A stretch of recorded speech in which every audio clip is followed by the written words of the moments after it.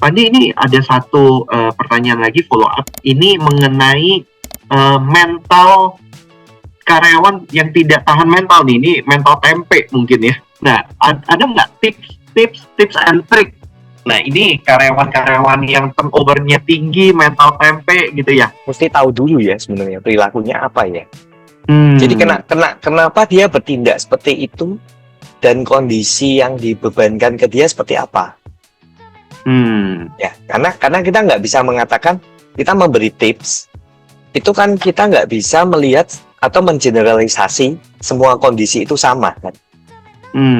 Masalahnya, contoh misalkan orangnya kreatif, tapi kita suruh dia bekerja secara monoton, atau sebaliknya gitu.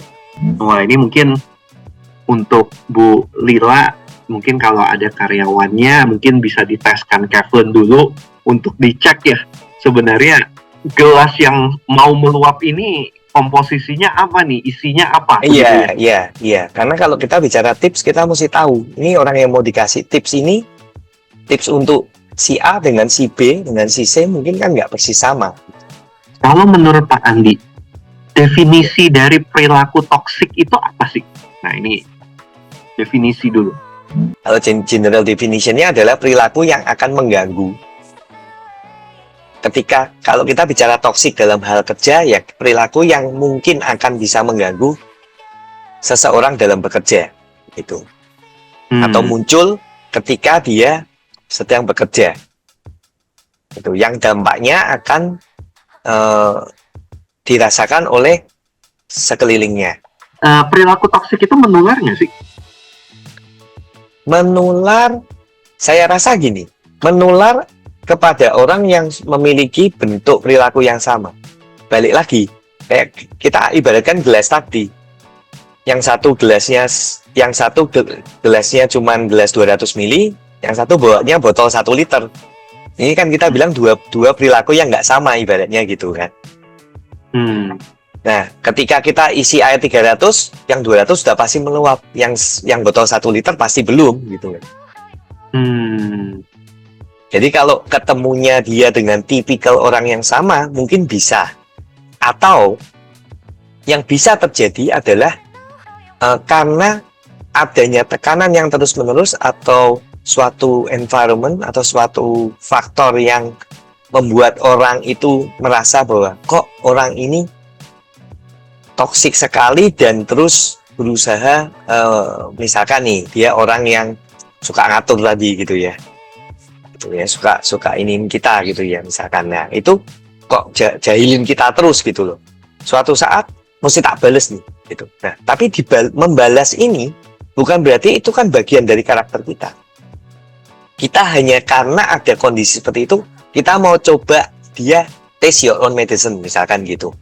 Kita hanya melakukan itu 1 kali saja ke dia. Itu artinya bukan menular kan? Gitu. Menular itu akan lebih mudah ketika perilaku yang sama. Dia akan gampang terbawa gitu. Tapi kalau yang seperti yang tadi saya berikan contoh itu sebenarnya bukan menular. Itu kalau di kita namanya alternate behavior. Karena ada kondisi tertentu, kita mau mengubah karakter kita hanya untuk spesial kondisi itu. Seketika saja kita ubah. Setelah itu kita balik lagi. Ini mungkin yang saya kebayang contohnya, kita bilang misalnya ada pasangan suami istri, pasangan 1 sama pasangan 2, di mana pasangan 1 dari segi perilaku lebih mirip, yang kedua itu lebih beda. Jadi mungkin yang satu tuh ketika yang laki-laki jadi sering marah-marah, secara tidak langsung nanti yang wanitanya juga jadi marah-marah nih, karena agak mirip gitu ya, mungkin bahasa nularnya begitu. Saling trigger begitu ya, Pandi? Ya, kalau melihat dari sisi apa? Kalau kita melihat dari sisi contoh secara realita atau harfiahnya, iya, gitu ya. Tapi kalau kita melihat dari sisi apa yang bisa kita lakukan dan kita ukur dari sisi apalagi dari sisi Kevlin, itu nggak mungkin. Itu nggak mungkin, atau kita mengatakan itu kita nggak boleh mengasumsikan itu akan menular gitu. Karena apa? Karena di dalam situ ada emosi yang terlibat Karena kita bicara contohnya suami istri, ini ada love gitu loh. Kalau love ini, katakan meskipun mereka bisa seperti itu, bisa aja yang satu juga nggak ngapa-ngapain. Dia cuma paham aja yang satu karakternya kayak gitu. Bisa terjadi gitu. Nah, itu elemen yang kita sebut juga eksternal faktor yang kita nggak bisa kontrol gitu loh. Apa yang akan terjadi ketika orang yang suka marah-marah, terus kita katakan lebih ekstrim lagi, orang yang suka marah-marah dengan orang yang suka marah-marah, jadiin satu gitu. Ini suami istri gitu. Apakah pasti mereka selalu berantem? Belum tentu juga. Kan belum tentu juga gitu. Tapi marah-marahnya pasti nih. Marah-marahnya di kantor marah-marah masing-masing gitu kan. Ya kalau temperamennya sama-sama tinggi ya pasti temperamental pasti marah-marah lah. Iya. Juga kan. Ya. Gampang terpicu. Kita bilang jangan marah-marah ya, tapi gampang terpicu untuk marah. Gampang terpicu untuk marah. Ya, temperamental itu artinya kan gampang terpicu untuk marah kan. Jadi sebenarnya dari mungkin diskusi kita 30 menit, 40 menit terakhir ini, satu hal yang sangat berkesan di saya itu sebenarnya tadi ya, toxic behavior atau perilaku toxic ini dibagi dua. Satu itu seberapa kemungkinannya, apakah kemungkinannya besar, kemungkinan kecil. Tadi Pak Andi analogikan itu sebagai gelas ya. Gelasnya itu sudah penuh, jadi dikasih air sedikit aja udah tumpah, atau gelasnya itu masih kosong begitu ya? Ya, betul. Dan juga tekanan dari luar gitu atau pemicunya.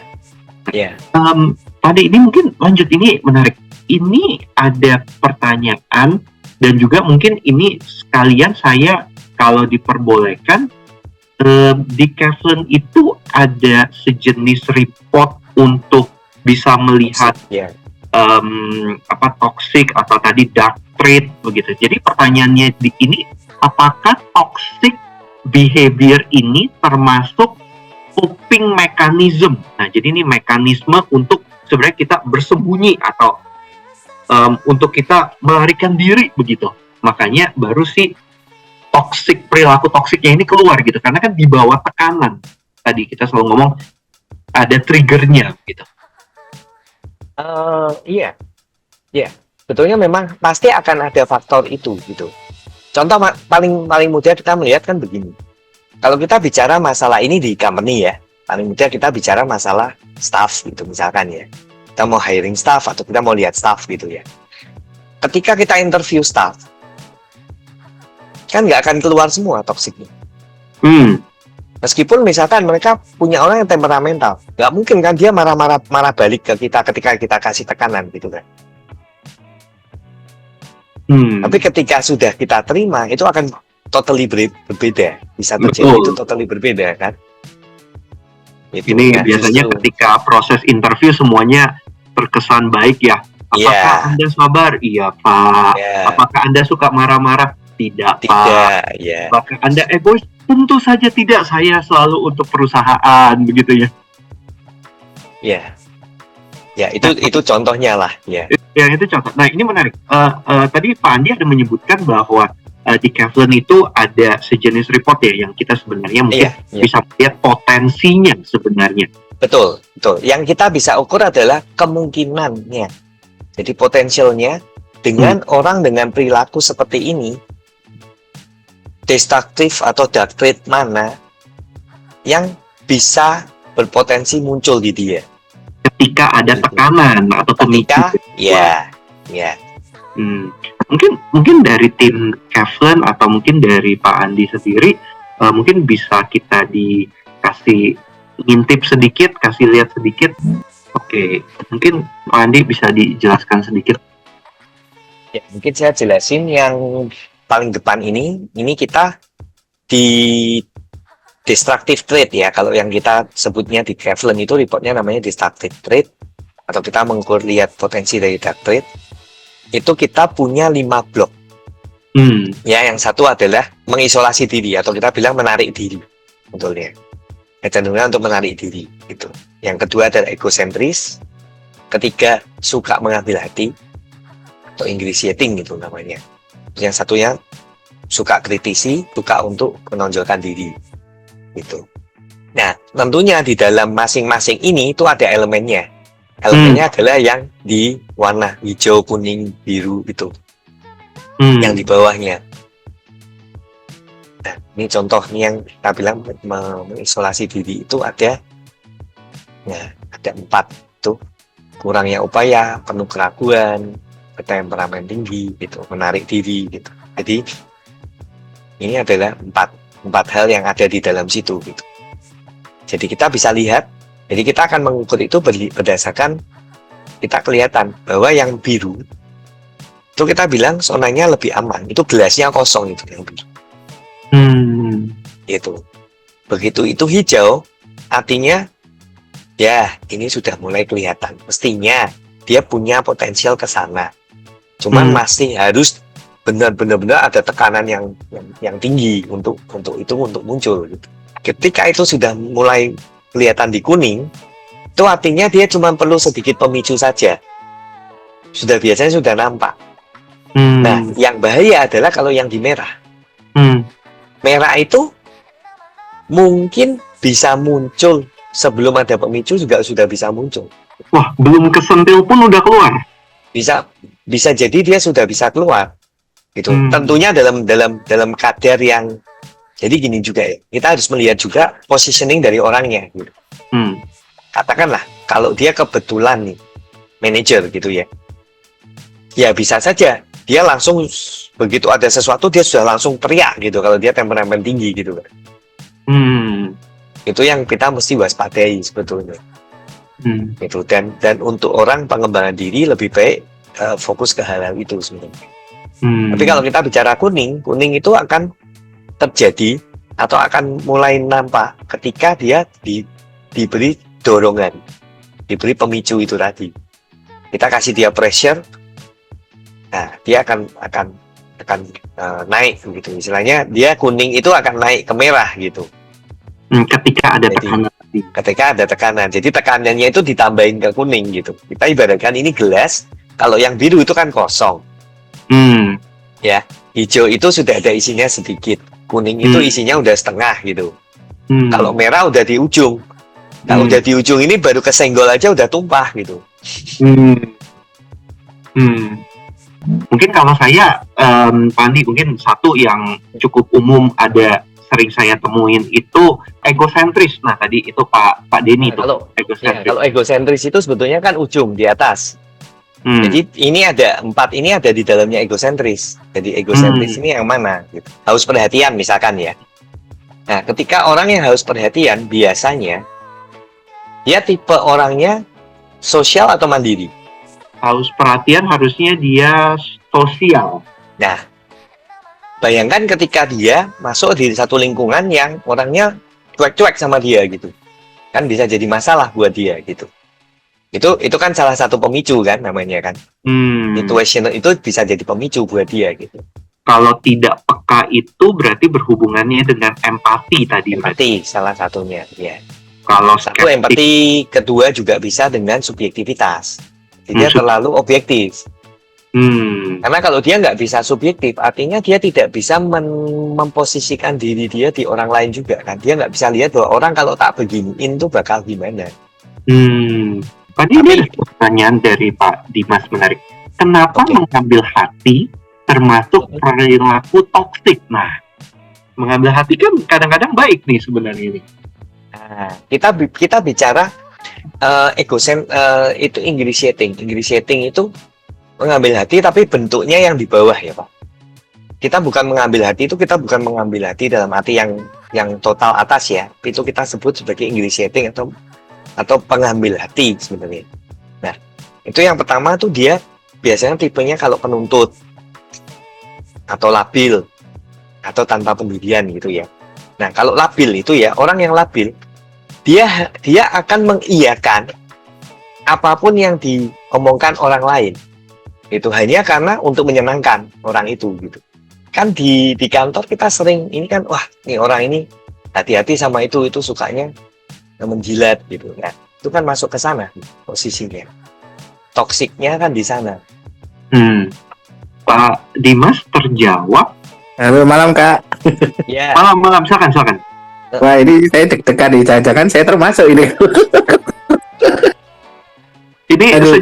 secara data atau kira-kira nih berarti ini. Ini Kak. Tapi mungkin Pak Andi, apakah toxic behavior ini yang akan keluar ketika ada pemicu ini selalu merugikan orang-orang? Belum tentu. Contoh lah begini. Kita sebagai orang marketing atau sales, kita datang ke customer kan, customernya ngajak ngobrol kanan kiri kan, meskipun kita nggak suka hati nih, kita iyain kan, karena kan kita mau ambil hatinya dia kan. Itu toksik dalam hal yang positif dari sisi kerja, jadi situasionalnya seperti itu gitu. Tapi kan hal itu juga bisa terbaca bahwa dia akan bisa toksik dalam bentuk yang di internal gitu kan. Kalau dia cuman iya gitu. Nah, di sisi kebalikannya, orang yang nggak punya perilaku toksik yang tadi itu, atau kita bilang dia nggak punya trait itu, untuk menghadapi orang yang customer yang tadi, nggak sesabar itu juga kan. Jadi kita katakan toksik dengan suatu kriteria bahwa ini di dalam suatu kondisi, yaitu manajemen perusahaan misalkan gitu. Di manajemen perusahaan ada orang-orang seperti ini, ya rasanya perlu diperhatikan gitu. Cuman bukan selalu hal itu jadi buruk kan. Kita selalu akan bisa merubah sesuatu yang negatif, weaknesses to strength lah ibaratnya gitu. Contoh yang tadi, kalau kita tahu orang ini suka nurut, baik, suka menyenangkan orang lain gitu ya, taruh dia di CS gitu kan, positioningnya gitu kan, artinya di CS kita akan punya orang yang tidak akan ada masalah dengan customer gitu. Tapi kalau kita taruh dia di posisi yang lain, misalkan di satpam atau yang bagian kontrol gitu, nanti gimana? Nyaman dia di sana. Pak Andi, ini ada pertanyaan yang menarik. Dari pengalaman Pak Andi berpuluh-puluh tahun ini, apakah sifat toksik ini disadari oleh orang pada umumnya, atau kebanyakan orang tidak sadar dia toksik sebenarnya?